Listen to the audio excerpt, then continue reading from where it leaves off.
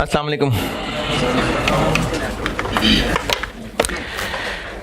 दुरूद शरीफ पढ़ लें।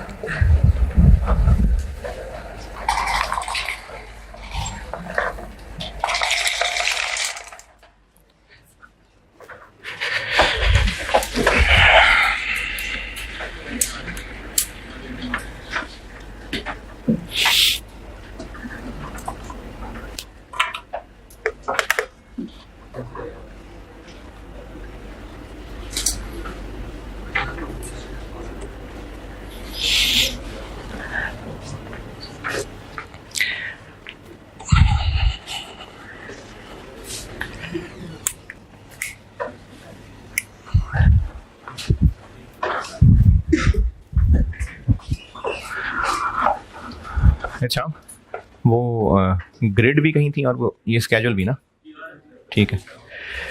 अच्छा, ये नोट मैंने कहा था पिछली क्लास में, ये FAR 1 में आपने बड़ा अच्छा तैयार किया हुआ था, पेपर में आया नहीं वैसे। तो ये FAR 2 में दोबारा से आएगा, बिल्कुल आ सकता है। एक तो ये जो स्केड्यूल है, ये कंपनी अकाउंट्स, बिल्कुल फाइनल अकाउंट्स एंड पे जाके चीज पढ़ानी है, वहां भी ये दोबारा टेस्ट हो सकता है। और दूसरा IS 38, उसमें इसी से मिलता जुलता स्केड्यूल बनता है। तो इसलिए हाँ, ये FAR 2 के लिए काम की चीज़ है। तो ये मैं आपको भी कॉपी भी दे रहा हूँ, और ये जो ऑनलाइन वाले बच्चे हैं आपके कोर्स में, ये मैंने फाइल रख दी है। इसके अलावा ये आप लोगों से ग्रुप में भी शेयर करवा ली। ये आपने हो सकता है किसी डिफरेंट फॉर्मेट से पढ़ा हो, किसी और से पढ़ा है। तो कुछ टीचर्स इसको ना नेट के ऊपर भी बनवाते हैं, यानी नेट बुक वैल्यू का opening balance, addition, disposal, depreciation. Market में ज़्यादातर ऐसे चलता है। ये एसेट का सेक्शन अलग, एक्यूमुलेटेड का सेक्शन अलग। तो एसेट स्केड्यूल होता है जिसमें एसेट का सेक्शन होता है, जितनी क्लासेस हैं वो सब कॉलम्स आ जाते हैं। ओपनिंग बैलेंस है, एडिशन है, डिस्पोजल है, रिवैल्यूएशन की एडजस्टमेंट है। एक्यूमुलेटेड डेप्शन का सेक्शन है, डेप्रिसिएशन है, इम्पेयरमेंट है, डिस्पोजल है। इनका नेट बुक वैल्यू, और उसके बाद 3 चीजें और बतानी होती हैं। मेथड, मेजरमेंट कॉस्ट मॉडल है कि रिवैल्यूएशन मॉडल है, और लाइफ और रेट बताना होता है। ये पूरा स्केड्यूल कंप्लीट होता है। फिर उसके अलावा अंग्रेजी में बहुत सारी बातें करनी होती हैं। अगर रिवैल्यूएशन मॉडल पे है तो 3 बातें बतानी होती हैं। एक ये बताना होता है कि कौन सा एसेट कब आखिरी बार किसने रिवैल्यू किया था, ऐसी अंग्रेजी की लाइन लिख के। फिर एक चीज होती है, वो IS 16 की रिक्वायरमेंट है, लेकिन ICAP को इतनी पसंद नहीं है, उन्होंने कभी बनाया नहीं सोल्यूशन में। बहरहाल होता है, सरप्लस की एक मूवमेंट होती है। रिवैल्यूएशन सरप्लस की मूवमेंट होती है कि साल के शुरू में कितना था, साल के दौरान रिवैल्यूएशन कितनी हुई, कितना सरप्लस से रिटेन अर्निंग को ट्रांसफर हो गया, और कितना क्लोजिंग बैलेंस है। ये सरप्लस की मूवमेंट होती है। फिर उसके अलावा एक अंग्रेजी बतानी होती है कि जो एसेट रिवैल्यूएशन मॉडल पे हैं, अगर वो कॉस्ट मॉडल पे होते तो क्या वैल्यू होती, वो भी अंग्रेजी लिख के बतानी होती है। फिर इसके अलावा अगर और कोई बोरिंग कॉस्ट कैपिटलाइज हुई है, कोई गवर्नमेंट ग्रांट मिली है, वो भी अंग्रेजियां लिख लिख के बतानी होती हैं। तो ये PPE का नोट होता है जिसमें मेनली स्केड्यूल है। स्केड्यूल में भी क्या, एसेट का सेक्शन, ओपनिंग, एडिशन, डिस्पोजल, और एक्यूमुलेटेड का सेक्शन, और इनका नेट बुक वैल्यू, और उसके अलावा ये 3 इंफॉर्मेशन। उसके अलावा अंग्रेजी के नीचे पैराग्राफ। ये PP का नोट है एक normal exam point of view से। अगर किसी ने किसी डिफरेंट फॉर्मेट से पढ़ा हुआ, जैसे पढ़ा है वैसे कर ले।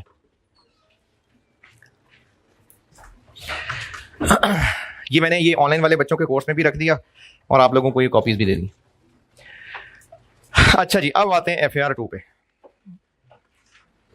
FAR 2 का जो सिलेबस है ना, ये तो खैर आपको FAR 1 देके तजुर्बा हुआ ही है। FAR 2 के पेपर में भी 2 सेक्शन है। 50 मार्क्स का सेक्शन A है, और 50 मार्क्स का सेक्शन B है।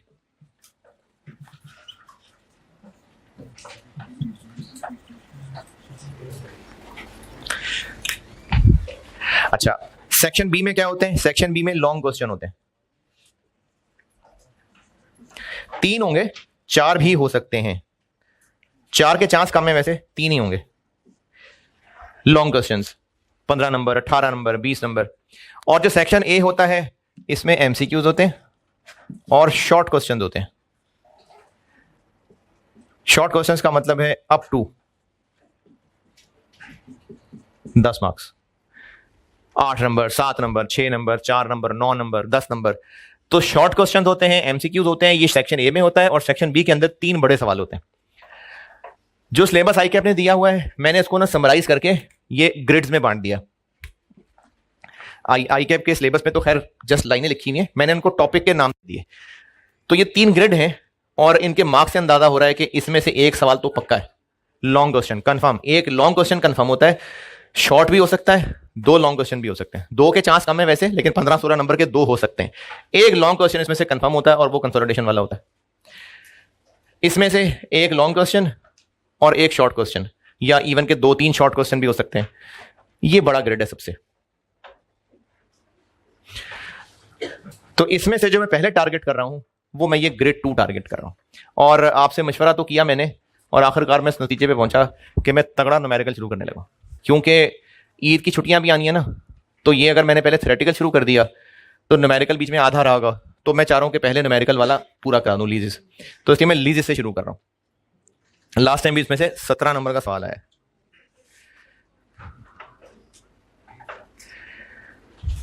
हाँ 17 नंबर।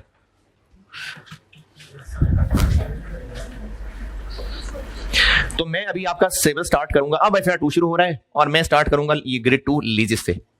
ग्रेड 2 पूरा करके फिर ग्रेड 3 पे जाऊंगा, फिर 1-2 टॉपिक ग्रेड 3 के करा के फिर तगड़ेस्ट टॉपिक कंसोलिडेशन, फिर इस पे आऊंगा। अच्छा, इसमें आपको ना कुछ बोल्ड टॉपिक नजर आ रहे हैं, पता नहीं पता चल रहे हैं कि नहीं पता चल रहे। ये एसोसिएट बोल्ड किया हुआ है मैंने, IAS 41, IFRS 9, एथिक्स 21, IFRS 8। ये जो बोल्ड किए हुए टॉपिक है ना, ये लेवल 1 टॉपिक है। और लेवल 1 टॉपिक का मतलब है कि अगर इन पे सेपरेट सवाल आया तो 7-8 नंबर का सवाल आएगा, इससे ज्यादा का नहीं होगा। और अगर ये बड़े सवाल के साथ मिक्स हुआ तो बस एक एडजस्टमेंट के तौर पे मिक्स होगा। तो ये लेवल 1 टॉपिक है। खैर आपने तो सारे टॉपिक तैयार ही करने हैं, वो लेवल 1 भी जो है वो उड़ाने वाला हो सकता है, और लेवल 2 टॉपिक जो है वो भी पास कराने वाला हो सकता है। तो इसलिए लेवल 1 लेवल 2 की मैं ज्यादा टेंशन नहीं लेता, बस ये सिलेबस है और हमने तैयार करना। इससे रिलेटेड आपका कोई सवाल परेशानी है तो बताएं, फिर मैं स्टैंडर्ड्स के बारे में गाइड करता हूं। हाँ भाई, सिलेबस से रिलेटेड, ग्रिड से रिलेटेड कोई परेशानी, कोई सवाल, कुछ चीतियां होते हैं जिन्होंने सिलेबस के ऊपर PhD पूरी की होती है, कोई सवाल परेशानी पूछनी है तो पूछें। अब आते हैं स्टैंडर्ड्स। स्टैंडर्ड्स का क्या करना है? अच्छा, मैं आपको मिसाल के तौर पे एक स्टैंडर्ड दिखा देता हूं। ये जी ओरिजिनल स्टैंडर्ड है, ये लीजिस का ये ओरिजिनल स्टैंडर्ड है, और ये 1 से गिनती शुरू हो गई है। पैराग्राफ्स होते हैं स्टैंडर्ड के। अब ये सारा स्टैंडर्ड चल रहा है।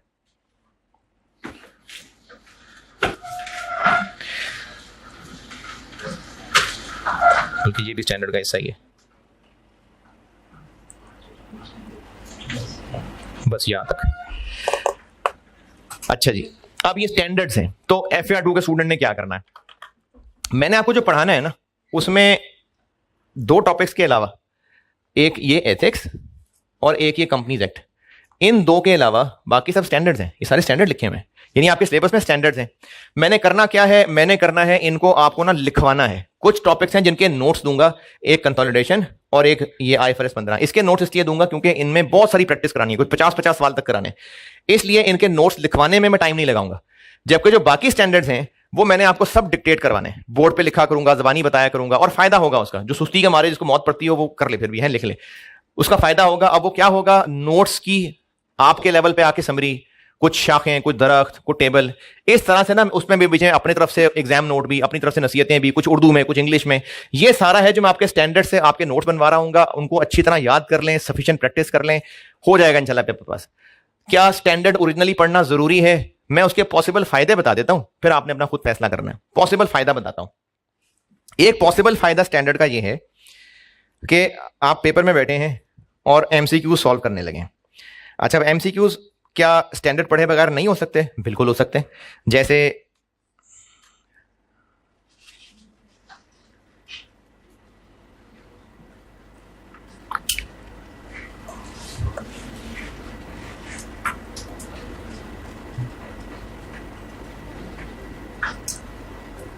ये चलें, 2 और मोर कॉन्ट्रैक्ट्स कंबाइन हो सकते हैं कि नहीं हो सकते? विच of the following is not a criteria. अब ये जो पॉइंट्स लिखे हुए हैं, ये जो मैंने रेवेन्यू के नोट्स देने होंगे उसमें ये लिखे होंगे, ये आपने याद करने होंगे। अब जिसको याद थे सारे नोट्स वो ये MCQ सॉल्व कर लेगा, लेकिन जिसको भूल रहे थे तो वो उसी वक्त पेपर में बैठ के स्टैंडर्ड खोल के ये ढूंढ के वहां से हेल्प ले सकता है। ये 1 नंबर। तो इसी तरह से आगे और दिखाता हूं।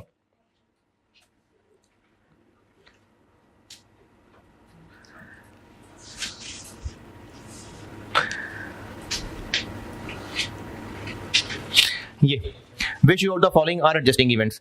अब एडजस्टिंग इवेंट्स मैंने एक टॉपिक पढ़ाना है आपको IS 10, उसमें IS के अंदर ही ना कुछ एग्जांपल्स दी हुई हैं, मैंने आपको सब पढ़ाया भी होगा, एग्जांपल स्टूडेंट्स ने याद भी की होंगी, फिर भी पेपर में अब ये लिखे आए और इनके अंदर कंफ्यूजन हो रही है, पता नहीं एडजस्टिंग थे कि नॉन एडजस्टिंग थे। तो वहां पर IS खोलें, लिस्ट देखें, उनमें ढूंढ के यहां आंसर कर सकते हैं।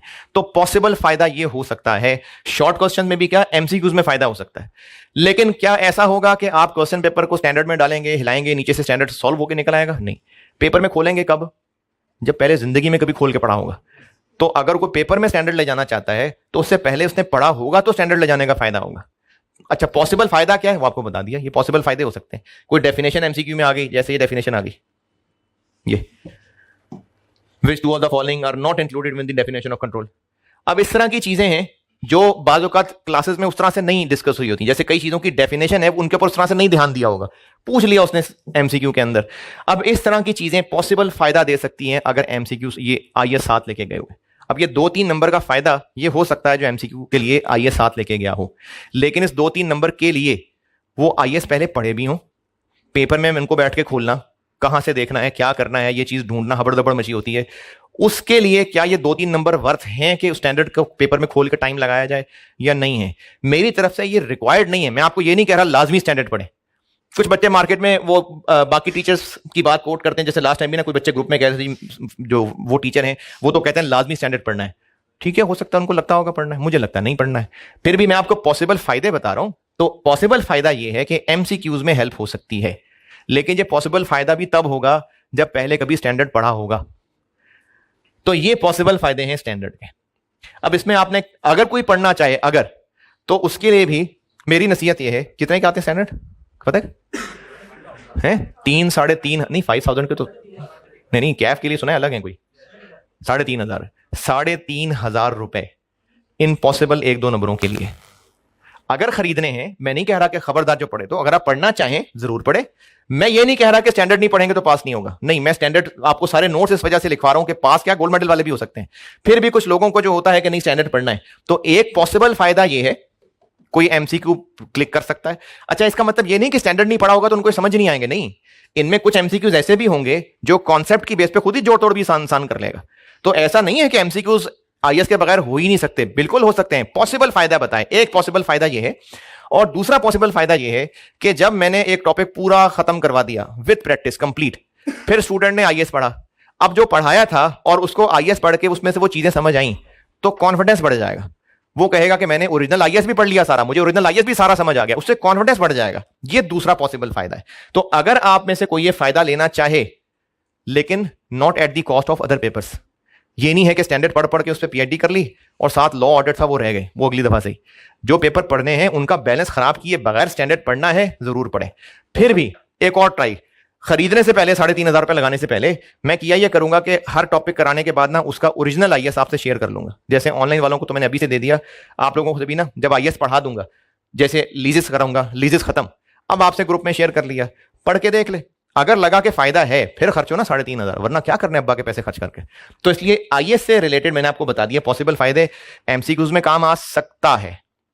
और कोई चीज अगर भूल रही है या कॉन्फिडेंस बढ़ाने के लिए तो फायदा हो सकता है, बस उसके अलावा कोई खास जरूरत नहीं है आपको IFRS की।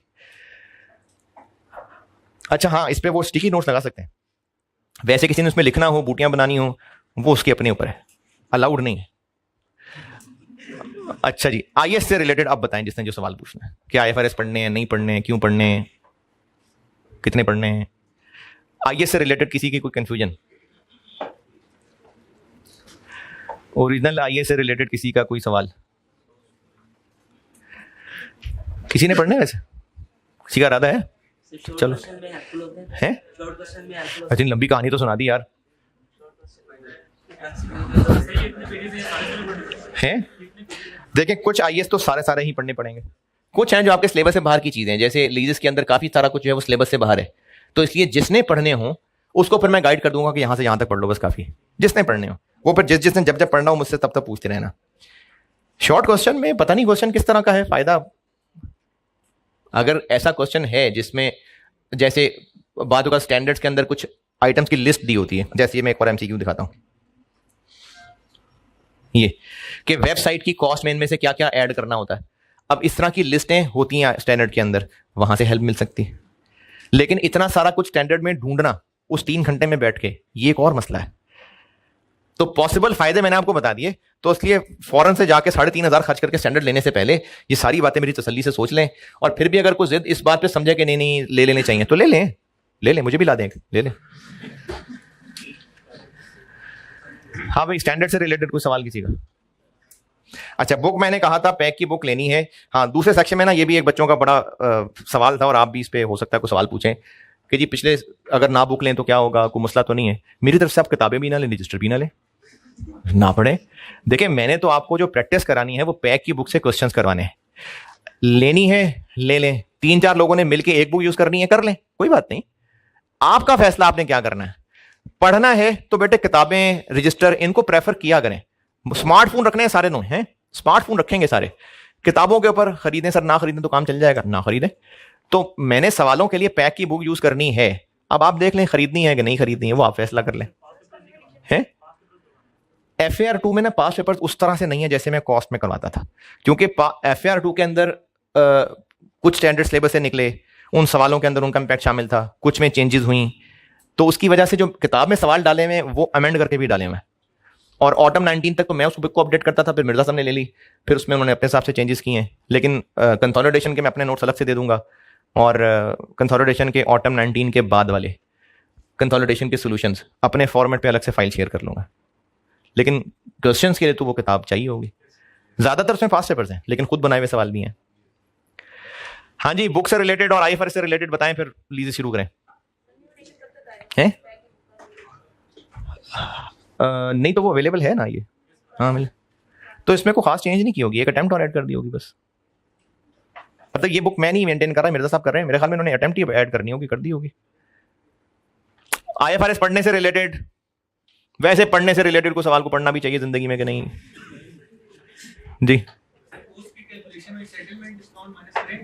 ये कहां से आई बात, किस कॉन्टेक्स्ट में पूछ रहे हो? कॉस्ट की कैलकुलेशन, बुक की कॉस्ट? अच्छा, हाँ जी करेंगे, माइनस करेंगे। सेटलमेंट डिस्काउंट भी है तो माइनस करेंगे, लेकिन प्लांट की कॉस्ट में से सेटलमेंट डिस्काउंट जो है ना, ये एक बड़ा डिबेटेबल इशू है। इस पे स्टैंडर्ड की तरफ से कोई साफ बात नहीं है, लेकिन ICAP ने अपनी गाइडेंस में कहा था कि करेंगे, तो बस ठीक है कर लेंगे। अदरवाइज ये डिबेटेबल है, कुछ बातों पे मैं मुतमईन हूं, कुछ पे नहीं हूं। तो प्लांट की कॉस्ट में से सेटलमेंट डिस्काउंट कर ले माइनस। IFRS से रिलेटेड, वैसे स्टडी मटेरियल से रिलेटेड किसी का कोई सवाल परेशानी जी? समझ नहीं आई? फीस मॉर्निंग की है और क्लासेस इवनिंग में हो रही हैं।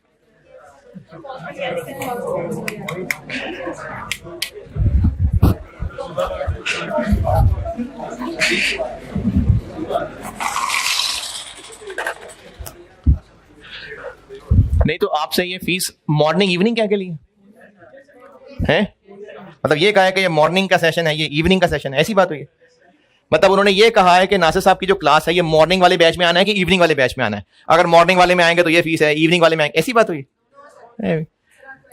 हाँ जी, तो फिर ऐसे अपने अपने फार्मूले ना लगाए ना। क्या हो गया? पेज नहीं मिला? पेज वो जो बांटे थे भी देखो, एंड पे बचे तो नहीं हुए कोई? ये आगे कर दें यार फॉरवर्ड, उधर पीछे मिल गए सबको? 2 पेजेस होंगे, देखें 2 पेजेस होंगे, ग्रिड का है और एक स्केड्यूल है। नहीं 2 हैं ये, जिनके पास बचे में वो आगे पीछे कर देना ट्रांसफर। एक ग्रिड वाला पेज होगा और एक PPE के नोट वाला पेज होगा, तो होगा ना यार, इधर पूछ लो ना, आगे पीछे पता कर लो। है जिनके पास है वो बाकी उम्मत में फैला दें।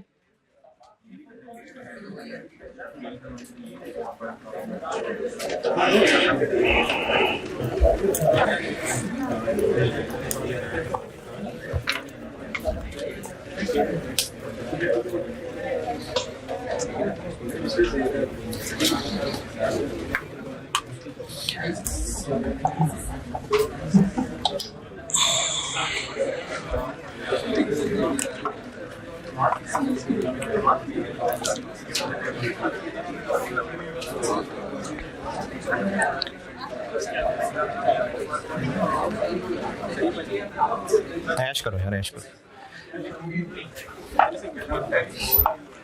ये पीपी का नोट है, ये पेज ना मिलाओ किसी को। पीपी का जो नोट बांटा था इसका पेज ना मिलाओ।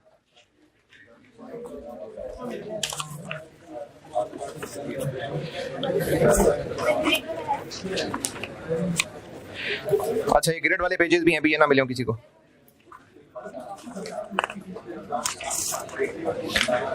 ग्रिड वाला पेज ग्रुप में भी शेयर कराया था वैसे मैंने। ग्रिड वाला पेज और किसी को चाहिए? ग्रिड वाले मिल गए सबको? ये ग्रिड वाला चाहिए?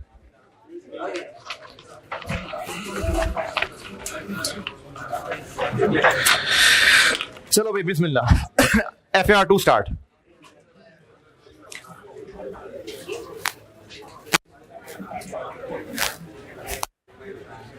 लीजेस शदीद किस्म का न्यूमेरिकल है ये। इसमें बहुत सारी कैलकुलेशंस हैं और कैलकुलेशंस ही कैलकुलेशंस हैं, और डिफिकल्टी लेवल के एतबार से ये उतना डिफिकल्ट नहीं है जितने बाकी इसके हम असर हैं। ये डिफिकल्टी लेवल के नीचे है, लेकिन इसमें इतनी ज्यादा चीजें हैं कि अगर आपने इसकी साथ साथ रिवीजन नहीं की तो मिक्स होकर मुश्किल हो जाएगा। जैसे मिसाल के तौर पे एक टर्म है इनिशियल डायरेक्ट कॉस्ट, इसकी 3-4 अलग अलग तरह की अकाउंटिंग है। फलाना लेसर है तो ये अकाउंटिंग है, फलाना लेसर है तो ये अकाउंटिंग है, फलाना लेसी है तो ये अकाउंटिंग है, यानी इनकी एक ही नाम है, ट्रीटमेंट अलग अलग है। तो चीजें इसमें बहुत ज्यादा हैं, कैलकुलेशंस बहुत ज्यादा हैं, इसलिए प्रैक्टिस मैं कराऊंगा बहुत सारी। आपसे गुजारिश ये है कि इसको ना साथ साथ रिवाइज करते चलना। इसके हम 10वें लेक्चर पे भी हैं, तो आपने 10वें लेक्चर से पहले पूरे 9 लेक्चर अच्छे नोट्स रिवाइज किए हो। साथ साथ चलते रहे, रोज रिवाइज करते हुए आए, तो फिर ये पूरे नंबर देने वाला टॉपिक है।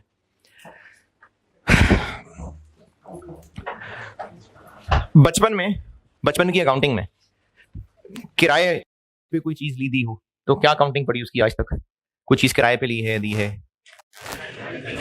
जिसने किराए पे ली हुई है चीज वो रेंट एक्सपेंस बनाएगा, और जिसको किराया मिल रहा है रेंट इनकम बनाएगा। एक रूरल कॉन्सेप्ट भी होता है इसमें कुछ, वो क्या होता है?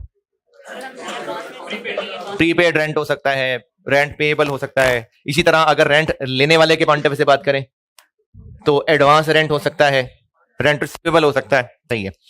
लीज क्या है? ये जो रेंट था ना, अब इसकी एक बड़ी एडवांस कॉम्प्लिकेटेड शक्ल है लीज। बिल्कुल कच्चे लेवल पे देखें वही जो किराए पे चीज होती थी, लेकिन अब इसको और फॉर्मली एक टॉपिक है लीजेस।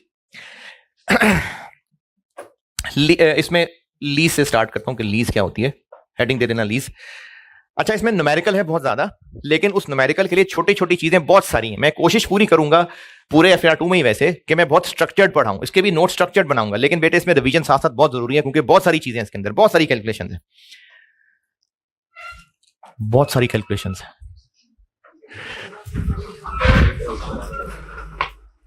कैलकुलेशंस ही कैलकुलेशंस हैं।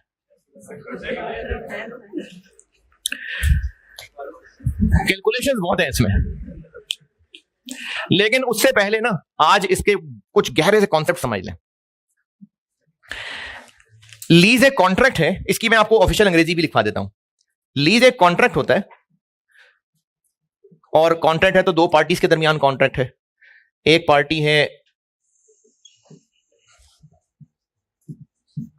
उसको कहते हैं लेसोर, या उर्दू में बोला तो लेसर, और दूसरी पार्टी को कहते हैं लेसी।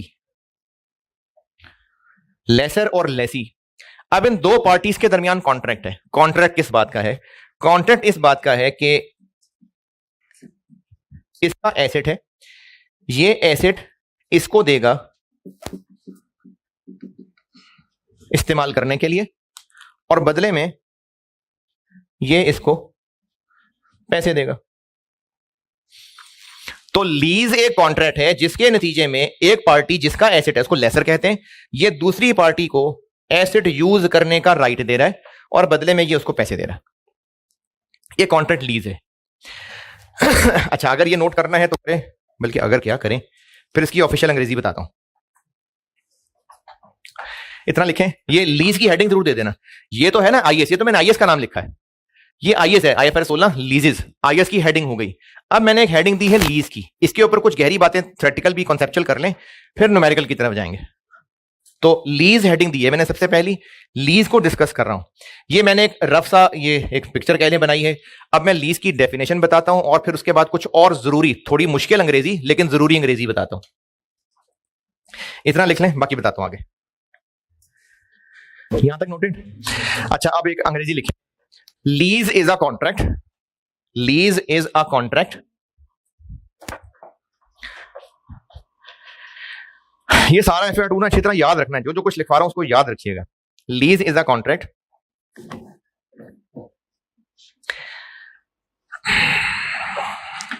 दैट कन्वेज, कन्वे करना, देना, convey, that conveys the right to use an asset. यानी लीज एक ऐसा कॉन्ट्रैक्ट है जिसके नतीजे में एसेट यूज करने का राइट दिया जा रहा है। अंग्रेजी दोबारा, lease is a contract that conveys the right to use an asset. अच्छा, इस एसेट के लिए ना बाद में ये नाम मैंने इस्तेमाल करना है, इसलिए एसेट के साथ आप ब्रैकेट में लिख लीजिएगा अंडरलाइंग एसेट, अंडरलाइंग एसेट। यानी आगे जब इसकी अकाउंटिंग पढ़ाते हुए मैं कहीं अंडरलाइंग एसेट लिखूं ना, तो इसका मतलब होगा वो एसेट जो लीज पे दिया हुआ है उसको अंडरलाइंग एसेट कहते हैं। चलिए, अंग्रेजी क्या चल रही थी? Lease is a contract that conveys the right to use an asset for a period of time, for a period of time. क्या मतलब? कोई स्पेसिफिक टाइम पीरियड एग्रीड होगा, हमेशा के लिए नहीं दे दिया होगा। In exchange for, in exchange for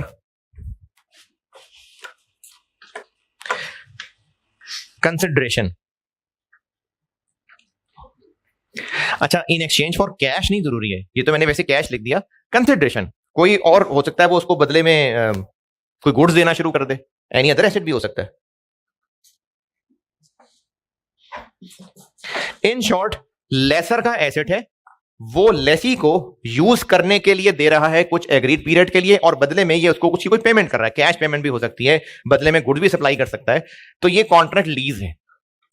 अच्छा, यहां तक तो बात सिंपल है, लेकिन अब इसमें मैं गहराई डालता हूं, और ये जो गहराई बताने लगा हूं ये एमसीक्यूज में भी टेस्ट हो सकती है, 3 नंबर के शॉर्ट क्वेश्चन में भी टेस्ट हो सकती है, हो चुकी है, और एक बड़े क्वेश्चन के अंदर भी टेस्ट हो चुकी हुई है।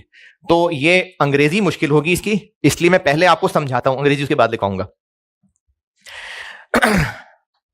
2 मिसालें दूंगा, उनमें फर्क देखिएगा।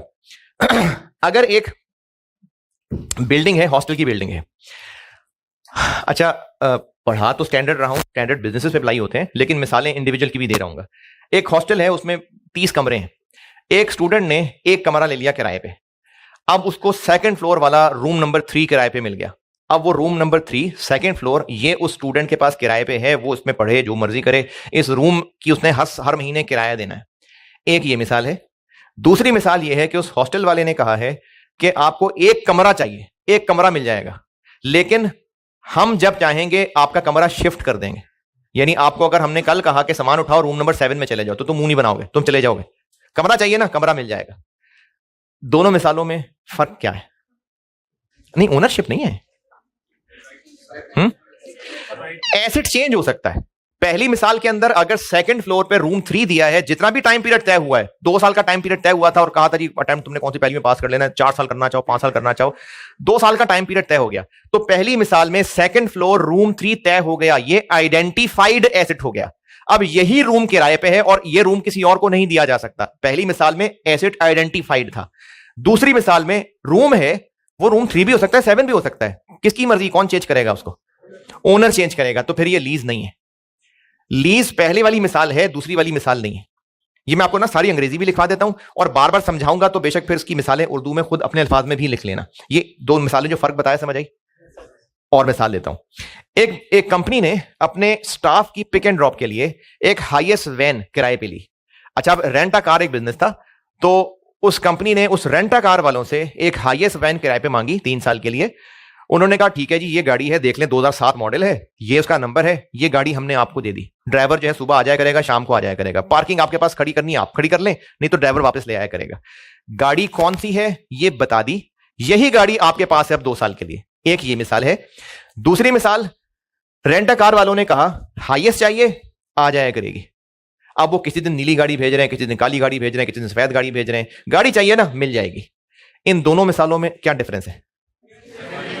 पहली मिसाल में एसेट आइडेंटिफाइड है, यही वाला एसेट, यही उस लेसी के काम आएगा। लेसी, लेसर, ये बात, ये नाम हो गया क्लियर। लेसर वो है जिसने एसेट देना है, जिसका एसेट है। लेसी वो है जिसने किराए पे एसेट यूज करना है। तो गाड़ी वाली मिसाल में जो पहली मिसाल थी, उसमें जो गाड़ी देनी है वही नंबर प्लेट, वही वाली गाड़ी वो दे दी 2 साल के लिए, आप करें इस्तेमाल पिक एंड ड्रॉप के लिए। और दूसरी मिसाल में पिक एंड ड्रॉप की सर्विस दी है, गाड़ियां चेंज हो सकती हैं। अच्छा, मालिक गाड़ी रोज क्यों बदल देगा? एवं तंग करने के लिए है? यकीनन मालिक वही एक्शन लेगा जो उसको बेस्ट लग रहा होगा। हो सकता है वो गाड़ी ज्यादा बेहतर हो, कोई फॉरेन डेलीगेशन आया हो, वीआईपी, उनके लिए महंगी गाड़ी चाहिए हो, तो उस दिन उनको हल्की गाड़ी दे देंगे। तो इन दोनों मिसालों के अंदर फर्क समझ आया बेटे? पक्की बात है। पहली वाली लीज है, दूसरी वाली लीज नहीं है। ठीक है, दूसरी वाली लीज नहीं है। और मिसाल देता हूं। एक शॉपिंग मॉल था, 5-6 फ्लोर थे उसके। तो एक आइसक्रीम वाले ने उस शॉपिंग मॉल से कोई 200 स्क्वायर फीट जगह किराए पे ले ली। अच्छा, उस मॉल वाले ने कहा कि 200 स्क्वायर फीट आपको जगह दे रहे हैं हम, 2nd फ्लोर पे राइट कॉर्नर, बिल्कुल वो जगह आपकी है, वहां लगाएं आप अपना जो फट्टा चट्टा लगाने लगाएं, ये जगह आपको हमने दे दी 3 साल के लिए किराए पे। 2nd फ्लोर बिल्कुल आखिरी कॉर्नर, ये जगह आपको 3 साल के लिए दे दी। एक ये मिसाल है। दूसरी मिसाल, शॉपिंग मॉल वालों ने कहा कि आपको 200 स्क्वायर फुट चाहिए ना, मिल जाएंगे, लेकिन जगह हम बदलते रहेंगे, जब हमने अपनी सेटिंग चेंज करनी होगी आपकी जगह बदल देंगे। इन दोनों मिसालों में है तो 200 स्क्वायर फीट जगह, लेकिन पहली मिसाल में क्या हो रहा है? आइडेंटिफाइड एसेट है, वो लेसी ही के इस्तेमाल में रहेगा, कोई और उसको नहीं यूज करेगा। लेकिन दूसरी मिसाल में क्या हो रहा है? एसेट बदल सकता है ना। तो पहली मिसाल लीज है, दूसरी मिसाल लीज नहीं है। को बात क्लियर हुई? चले अब इसकी अंग्रेजी लिखते हैं। अच्छा, अभी जो अंग्रेजी लिखवाई थी वो लीज की डेफिनेशन थी। हेडिंग ये दी हुई है ना, लीज, लीज पे बात कर रहा हूं मैं। पहले ये थोड़ी बहुत शाखें बनाई, फिर मैंने आपको लीज की ऑफिशियल डेफिनेशन लिखवाई, फिर मैं लीज पे ही हूं, बस थोड़ी सी अंग्रेजी और लिख लें। कुछ 2-4 पॉइंट हैं, ये लिख लें। अंग्रेजी लिखें, नहीं पॉइंट्स की शक्ल में नहीं, वैसे अंग्रेजी लिख लें। हेडिंग लीज की ही है, इस हेडिंग में ये बनाया दरख्त, डेफिनेशन लिखी, बस एक आधी लाइन छोड़ के और अंग्रेजी लिख लें। ये जो सब समझाने की कोशिश की है ना, इसकी मैं आपको ऑफिशियल अंग्रेजी बताता हूं। अ कॉन्ट्रैक्ट कन्वेज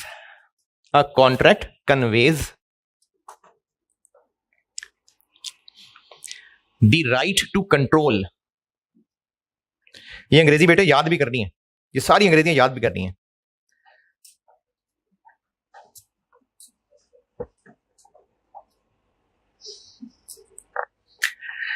दोबारा, a contract conveys the right to control the use of an identified asset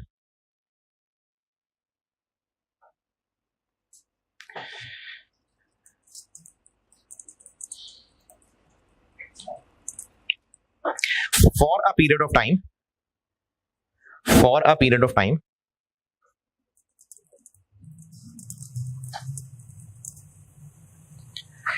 if the customer has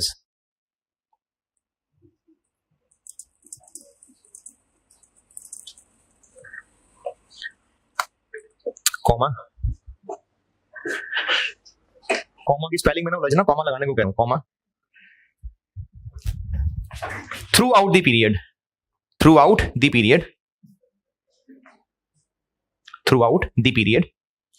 फिर comma, both of the following, यानी फॉलोइंग में 2 पॉइंट लिखवाऊंगा। अब जरा अंग्रेजी पढ़ के देखें क्या मतलब बन रहा है।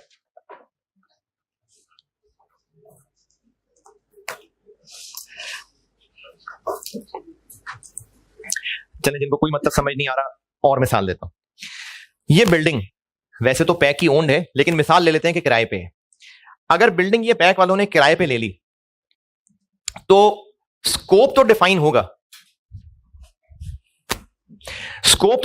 यानी ये तो तय होगा कि यहां पर कॉलेज बनाना है। पता लगे बाद में वो घोड़ों का अस्तबल बना ले, तो ये तो तय होगा कि कॉलेज बनना है, उसी बेस पे मालिक ने जगह दी होगी। लेकिन एक बार ये तय हो गया कि यहां सीए का कॉलेज रन करना है, अब ये फैसला कि इस रूम में क्लास पढ़ानी है, लाइब्रेरी बनानी है, ये मालिक बताएगा?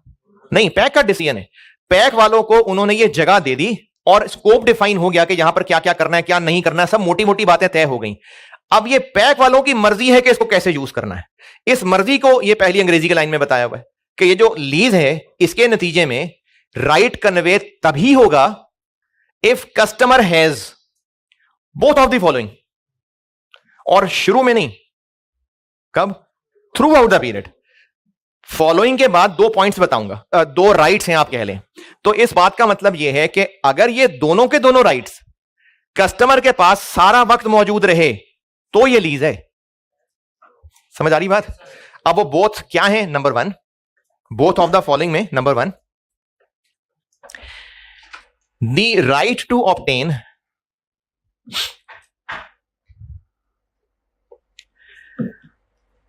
क्या बुरा लग गया? The right to obtain substantially all,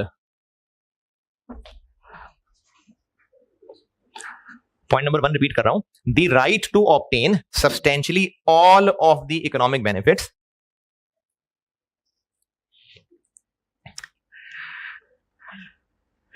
from use of the identified asset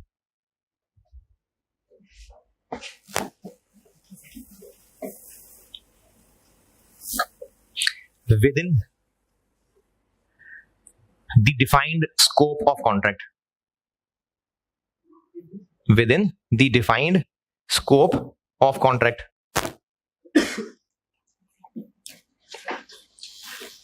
और दूसरा पॉइंट यानी बोथ ऑफ द फॉलोइंग में दूसरा, द राइट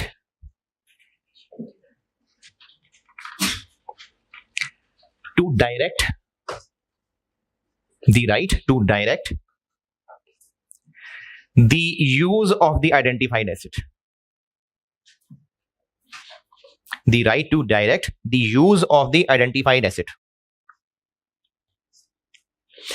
अच्छा, ये कॉलेज वाली मिसाल दोबारा बताता हूं, वैसे तो ये ओन्ड है, मिसाल दे रहा हूं कि अगर किराए पे है, पैक वालों ने बिल्डिंग किराए पे ले ली, अब जिससे किराए पे ली उससे स्कोप तो तय हुआ कि यहां पर जो है वो सीए का कॉलेज रन करना है, इतना तो तय हुआ होगा, लेकिन उसके बाद किस रूम का क्या इस्तेमाल करना है, किसमें कैंटीन बनानी है, किसमें लाइब्रेरी बनानी है, ये किसने डिसाइड करना है?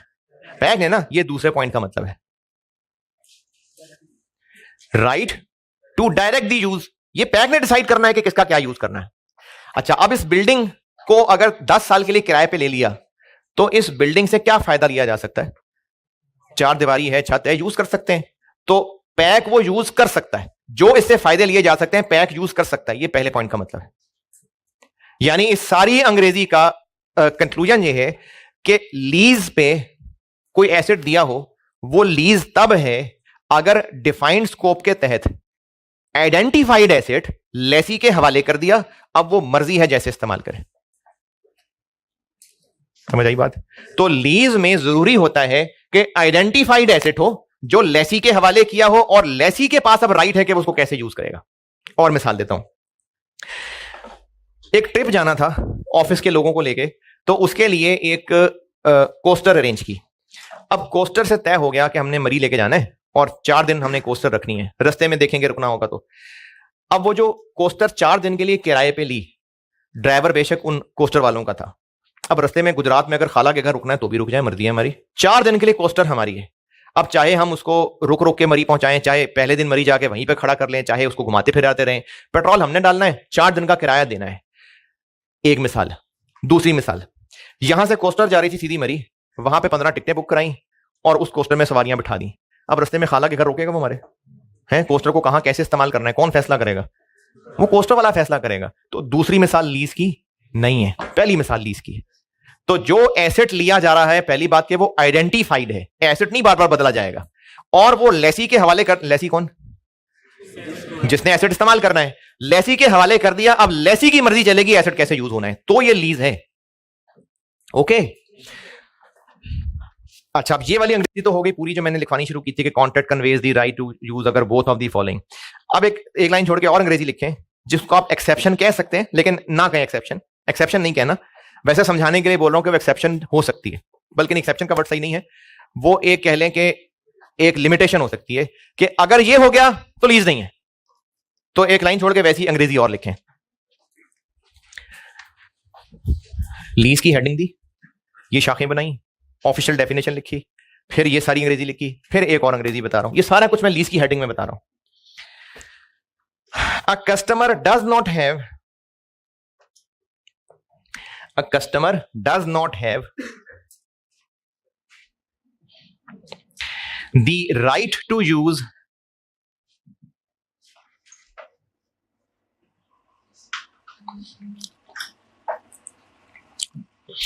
an identifiable asset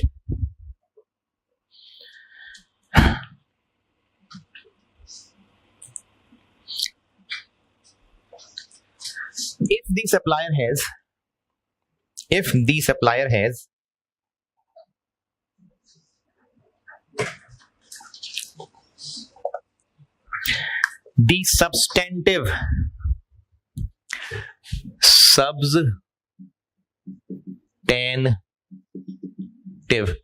the substantive right to substitute the asset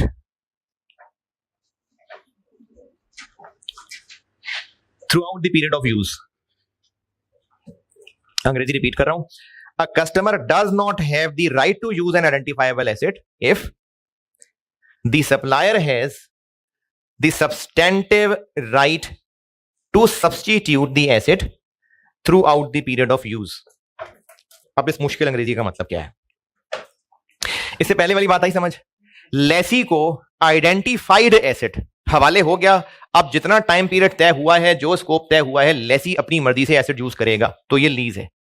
लेकिन अगर ये जो मुश्किल सी अंग्रेजी लिखवाई है, अगर ये हुई तो मतलब लेसी की मर्जी नहीं है. फिर अगर क्या हुई, if supplier has substantive right to substitute the asset. ये वो है जो पिछली 3-4 मिसालों से बार बार बता रहा था. जैसे अगर सप्लायर के पास राइट है कि वो जब चाहेगा गाड़ी चेंज कर देगा, गाड़ी चाहिए ना, बस गाड़ी पहुंच जाएगी, तो इसको कहेंगे लेसर के पास right to substitute the asset है, तो ये लीज नहीं है. दूसरी मिसाल मैंने बताई थी, शॉपिंग मॉल में 200 स्क्वायर फीट जगह ली हुई है. अब वो 200 स्क्वायर फीट जो जगह ली हुई है, वो कभी मालिक चाहे तो सेकंड फ्लोर पे शिफ्ट कर दे, कभी चाहे तो 5th फ्लोर पे शिफ्ट कर दे, तो वो जगह बदलने का हक रखता है ना सप्लायर. तो इसका मतलब लेसी की मर्जी नहीं चल रही, तो फिर ये लीज नहीं है.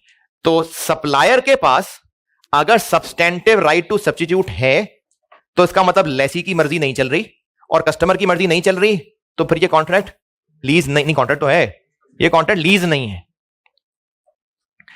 कुछ पल्ले पड़ा या कुछ भी नहीं.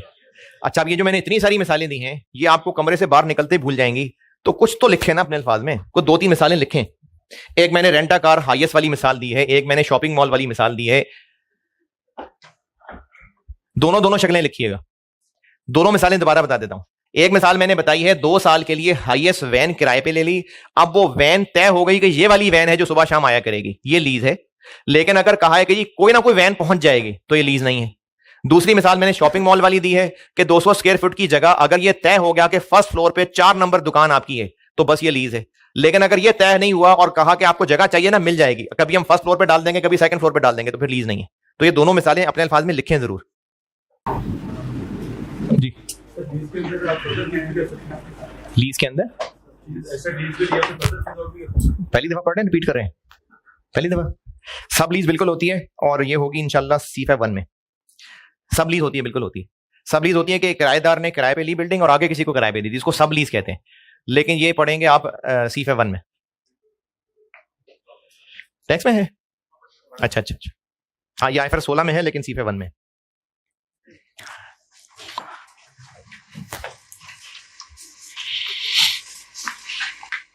जल्दी जल्दी लिखें मिसालें, फिर एक एग्जाम नोट लिखाऊं.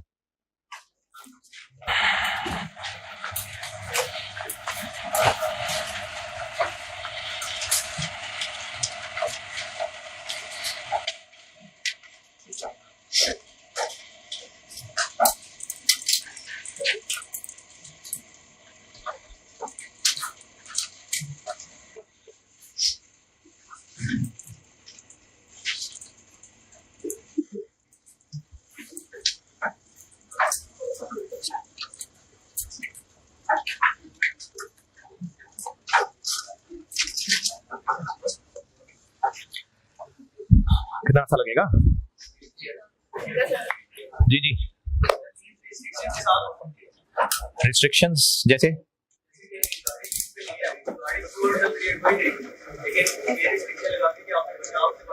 हाँ हो सकता है.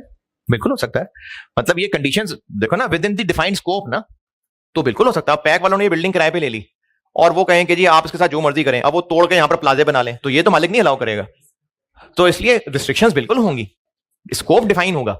लेकिन जो स्कोप डिफाइन हो गया, अब उस डिफाइंड स्कोप के अंदर मालिक बार बार पंगे नहीं लेगा आके, अब लेसी की मर्जी जैसे वो इस्तेमाल करे।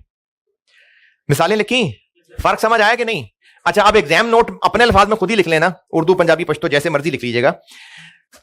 ये जो हम IFRS 16 पढ़ रहे हैं ना, अच्छा इससे पहले फिर से वो बचपन वाली बात, रेंट एक्सपेंस इनकम क्या बचपन में सीखा आज तक? जो किराया दे रहा होता है उसका एक्सपेंस है, और जो किराया ले रहा है उसकी इनकम है, और एक्रूअल कॉन्सेप्ट लगाना है जी, एक्रूअल कॉन्सेप्ट लगना है। अच्छा, लीजेस के सवाल में लीज की अकाउंटिंग क्या होगी जो IFRS 16 में चलेगा? पहले बात सुन लीजिएगा, लेकिन लिखिएगा जरूर अपने अल्फाज में। लीज है, उस लीज की क्या अकाउंटिंग होगी जो IFRS 16 में सीखेंगे। लेकिन अगर ऊपर लिखी हुई बातों की वजह से नहीं साबित हो सकी वो लीज, यानी बजाहिर लग रहा था कि लीज है, लेकिन ऊपर लेसर ने जो अपनी ऐसी हरकतें कर दी कि मेरे पास राइट है, ये मैं चेंज कर सकता हूं, तो अब इसकी वजह से क्या हुआ? वो लीज नहीं हो सका ना। तो अब जब वो लीज नहीं हो सका, तो क्या हम गाड़ी उसके मुंह पे मार दें, वापस कर देनी चाहिए गाड़ी? नहीं, गाड़ी तो यूज कर रहे होंगे। अब इसके लिए फिर वही सादा रेंट एक्सपेंस इनकम वाली अकाउंटिंग चलेगी। दोबारा, लीज प्रोवाइडेड कि वो प्रॉपर लीज है, तो सारी लीज की अकाउंटिंग है जो पढ़ाने लगा। लेकिन अगर ऊपर हुई बातों की वजह से वो ट्रांजैक्शन लीज से निकल गई, तो फिर IFRS 16 वाले रूल नहीं लग रहे होंगे। फिर क्या हो रहा होगा? बस सादी रेंट एक्सपेंस रेंट इनकम वाली अकाउंटिंग हो रही होगी। नहीं समझ आ रही? अगर प्रॉपर लीज है तो फिर लीज वाली अकाउंटिंग जो पढ़ानी है अगले 10 दिन वही इस्तेमाल होगी।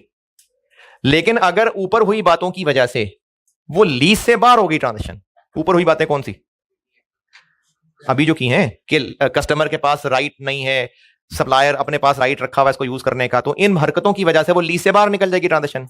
तो फिर क्या करें? ट्रांजैक्शन ही ना करें हैं? फिर क्या करें? फिर उस ट्रांजैक्शन की IFRS 16 की अकाउंटिंग नहीं होगी, सादी रेंट एक्सपेंस इनकम वाली अकाउंटिंग होगी। ठीक है, ये बात आपने अपने अल्फाज में लिखनी है, अपने आप को समझाना है।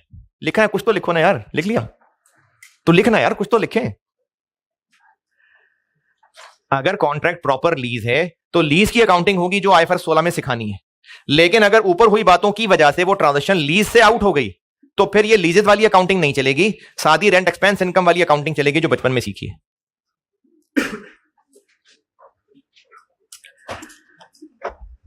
नहीं लिख रहे ना? नहीं लिखा? नहीं नहीं नहीं, आप पश्तो लिख लें, बस अपने आप के लिए लिखना है जो लिखना है।